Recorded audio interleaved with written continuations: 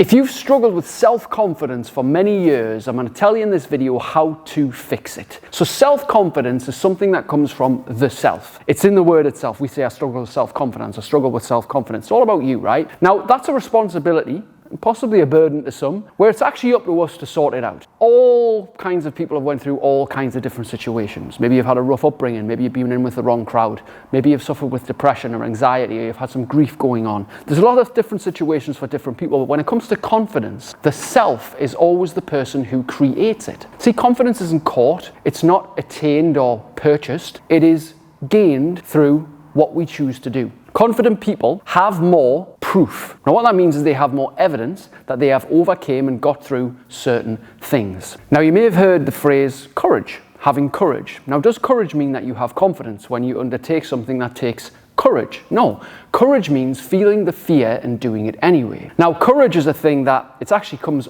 years and hundreds of, if not thousands of years ago. The apparent word courage comes from a French word meaning of the heart, meaning that when we are doing something that requires us to step up and be courageous, we are doing something from the heart, not the head. And this is where people go wrong. There's also a phrase which I really love in development: get in the heart, you'll start; get in the head, you're dead. Now this is most people's problem with self-confidence, is they're always in the head. They're over-analyzing, and they get paralysis by over-analysis. So they end up analyzing, overthinking a situation, catastrophizing it, feeling anxious and worried over it, that they eventually just put the brakes on and say, no, I'm going to stop comfortable because I'm not confident enough to do it. So what they're not doing is expressing enough courage, which is feeling the fear and doing it anyway, to undertake that uncertain or unsure or brand new thing that they want to do. Perhaps it's a new weight loss journey. Perhaps it's getting into a new community or a new friendship circle. Perhaps it's leaving a relationship. Perhaps it's getting into a new job and leaving the one that you're unhappy with but comfortable with, right? We are going to experience periods in our life, and regardless of who we are, which requires us to step up with courage, but ultimately sometimes we confuse confidence and courage. Courage is feeling the fear and doing it anyway. Confidence is having the proof and knowing it's going to work out. They are both different, right? People who lack self-confidence have taken less risks in life. That's just truth, right? People who are more confident have took more risks. And guess what? They might have failed their way through certain things, which is what we all do. We have to be willing to fail our way to success. It's one of the, I guess you could say, the caveats of success is being willing to fail over and over and over again until you get it right. Confidence is a funny thing. Now you could relate confidence to fear. Courage is feeling the fear and doing it anyway. Confidence is knowing that you're going to get it because you've got proof to say that you've overcame it. You don't really have much fear anymore when you're fully confident. So confident people are courageous. Does that mean that non-confident people can still be courageous? Yes, it does. Depending on how you view the fear. Now, the fear is what stops us. The fear of the future, that's ultimately anxiety. It's unmanaged thoughts, which are fear projected into the future, yes? Fear-based thoughts projected into a fear-based future. Now, fear stands for a couple of things. You might have heard this before. Fuck everything and run. Acronym for fear. This is what most people do. Fuck that, I'm not doing that. It's too scary, too unsure about that. Or maybe it's face everything and rise. Having the courage, even though you're scared, to step up and do it anyway. To push through with the decision, even though it's hard, it's uncomfortable, and it's uncertain of the outcome at first. Now, fear is a funny thing, right? If I can relate a recent story. So this past weekend, me and my partner went to Zip World in Wales. Now, Zip World in Wales is home to the world's fastest zip line. Basically, you are attached with your hands and feet together in a space like Superman flying, but not with your hands up here, your hands strapped. You are reliant on the machinery and equipment to shoot you 100 miles an hour down hundreds of feet over a quarry lake and a massive concrete quarry, basically. And you'd look at it and think it's terrifying. My partner and me have done some scary things in the past. We've jumped out of planes. We have spoke on stage in front of hundreds of people. We have left secure jobs to open businesses in an uncertain environment. You know, we have left previous relationships that we were unhappy with, even to the scrutiny and questions of others. Like, we've overcame a lot, as you probably have as well. And you've pushed through things. Now, the thing about confidence, and this is an interesting story, 24 hours previously, I booked, obviously, this zip line a few months back. And the time was approaching, and my partner was saying, I'm scared. I'm really, really apprehensive about this. I'm worried. I'm not sure if I can do it, etc. I said, you'll be fine. The fear is always up until the point. The fear is never usually whilst you're doing the thing. So anyway, we're getting my gear on, we're watching other people go down. She's like, I'm terrified, just getting quiet in the car. on the way there, and she's thinking, I'm terrified, and she's saying, I'm scared, I'm terrified. I said, you'll be fine, we'll do this, we'll get through this. And anyway, we're walking up, and we get on the little truck and we get in, we're standing in the queue, and they're strapping 4 people at a time into these machines, and they're flying down 100 miles an hour. And then you're waiting 5 minutes and you step forward and you're getting closer and closer and closer to your turn on this quarry, hundreds and hundreds of feet in the air. And then everyone's kind of like nervous, you're looking about, oh God, what's going to happen next? And then we're stepping up, and she turns to us and she says, I don't think I can do it. Luke, I don't think I can do it. I said, you can do it, come on. You're overthinking this, nothing's going to go wrong. Loads of people have done it before, they're shit hot on their safety, you're going to be fine. And then we started to get strapped in. It was our turn, so we strapped everything in, they're pulling you up, and the bed lowers. And when the bed lowers, you're free hanging, and you're just looking down hundreds of feet to concrete and water. And you're about to be shot at 100 miles an hour down the world's fastest zip line. And I can hear from my side Tracy going, fuck, oh God, fuck. And I'm like, having a bit of laugh, shut up man, you'll be fine. And then what happens is they pull out the safety and bam!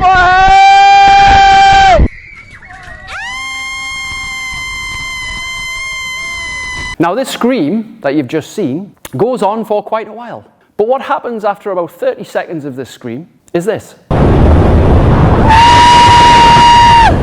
How was it? Did you enjoy it? I did, but I wasn't going to. I thought I was going to.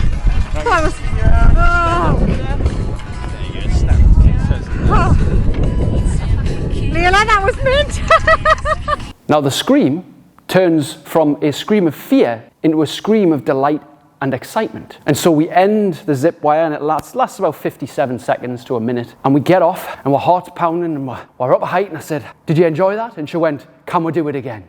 See, fear is excitement without the breath. Most fear is something that we want to get through or overcome, and we're excited about it, but we just can't handle it. See, she was terrified for 24 hours prior, thinking she couldn't do it moments before, scared for the initial few seconds, and then that fear turned into excitement, which is exactly what happens with us. We're about to leave a relationship that's making us deeply miserable. We're scared, we're terrified of everybody. But ultimately, when the dust settles, what happens? We get a more exciting, thrilling, and fulfilling life, be it on our own, having more opportunity, or be it with somebody who better fits our standards and our identity and our values. We get something else. When we start to leave a body that is so ingrained in us, let's say we've been the big lad. Since school, I've always been the big lad. And you losing weight, and your mum's saying, you're looking too thin, you should have a biscuit, you. Or you're losing, and your mates say, you're boring now, you stop drinking, you used to be the life and soul of the party because you are the fat lad and you can handle 20 pints. But now you're looking after your health, you're losing weight, people are starting to reject you, you feel scared at first. But ultimately after that, you start getting excitement and energy, you start getting more attention from women, and you start thinking, fuck me, I'm more excited now, but I was scared at first.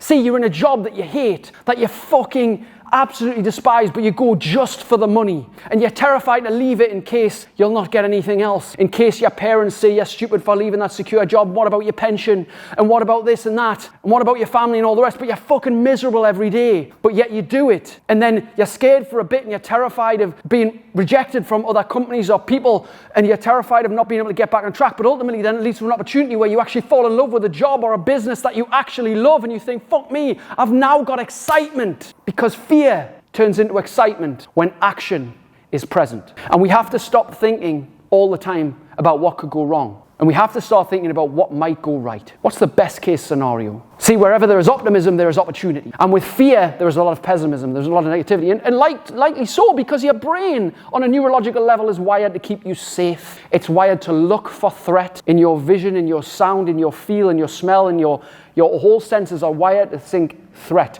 Am I safe? So it's no fucking wonder that taking risks is scary, especially when you've got your mum and your dad, your auntie and your uncles, your mates, your boss, your society, the culture, and everybody to just keep safe, do as you are. Don't make us look bad. Fear is always present. But how we handle and how we perceive your fear is what matters. So I help people get out of a body that they hate, out of a lifestyle that they hate, and I help them supercharge their energy and fall back in love with health and exercise, physically, mentally, and emotionally. It's not just about losing weight and getting fit. That's a part of it. It's a side effect. But ultimately, you want to feel fucking better in the head. You want to feel more confident. And when you are physically fit and strong, your confidence comes. It doesn't come naturally. You have to work for it. But the more time and attention you put into your body and your physiology and the way that you move, the more you change your brain chemistry, and you actually create brain chemicals that create self-confidence. Because when you discipline yourself, you start to think about opportunity, because you become more optimistic naturally, and you think more opportunistic rather than pessimistic. And then you become a a little bit more of a lighthouse and a guider to other people. And yes, there will be people saying you're boring, you've changed, but what they're really saying is you've grown. They're really saying you've grown, but they just don't have the balls to say it. When you want to stop the drink and you want to eat better, and you're not as much of a party animal as what you were in your 20s or your 30s, you know, if you're approaching 40 or beyond, you need to sort your fucking head out and understand that your family need a more fucking consistent version of you. One that steps up and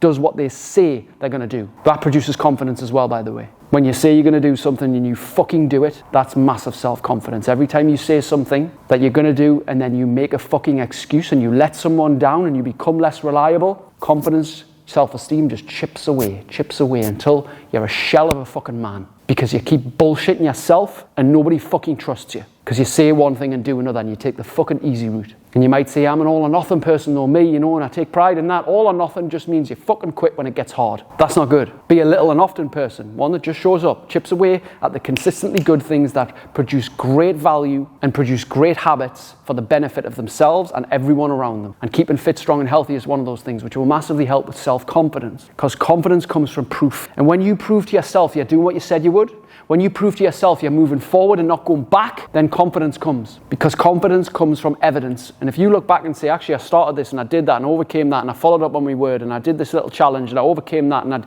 I physically did this and I mentally did that and I emotionally got through that, that is fucking confidence. Not just some pump up in the mirror. It can help, but at the end of the day, action is the only answer. Not you analysing, planning to start on Monday, thinking about it, mulling it over, getting all the information, absorbing how much more fucking information do you need? What you need to do is take some fucking action on what you already know works with a person that you already maybe trust, the one that's showing up almost every day online to give you shit like this for free. Maybe start reaching out to them, asking how they could help you. Who is that person in your life? Maybe it's me, I don't know. Maybe it's somebody else you've been watching. Then reach out to them. But don't just fucking sit on your arse and wait, because procrastination and perfectionism are diseases which are preventing you from moving forward and ultimately shattering your self-confidence bit by bit by bit. And although it might not seem like much, every day you waste by not taking action is another little tiny chip at that self-esteem and self-confidence which is going to lower you down. So if you want self-confidence today, right now, this moment, while you're fucking watching this video, send that message button to me or the other person who you've been watching who thinks, you know what, they can help me. Because guess what? Confidence doesn't come on your own. It comes from having supportive, encouraging people around you who will support you in an environment that lifts you up, in a vibe that helps you thrive, with people who are encouraging and supportive. Find your community, find your vibe, find your tribe, find your group of people who will help and support you and guide you and push you and motivate you through, because guess what? None of us can do it on our own. Stop trying to fucking figure it out on your own. And confidence in yourself will thrive. If you've enjoyed this video, leave a comment, like, share the video, and I'll see you on the next one. If you'd like to learn how to create outstanding levels of energy, motivation, and self-control, my second book, Supercharged, the modern day guide to doing exactly that, is out now.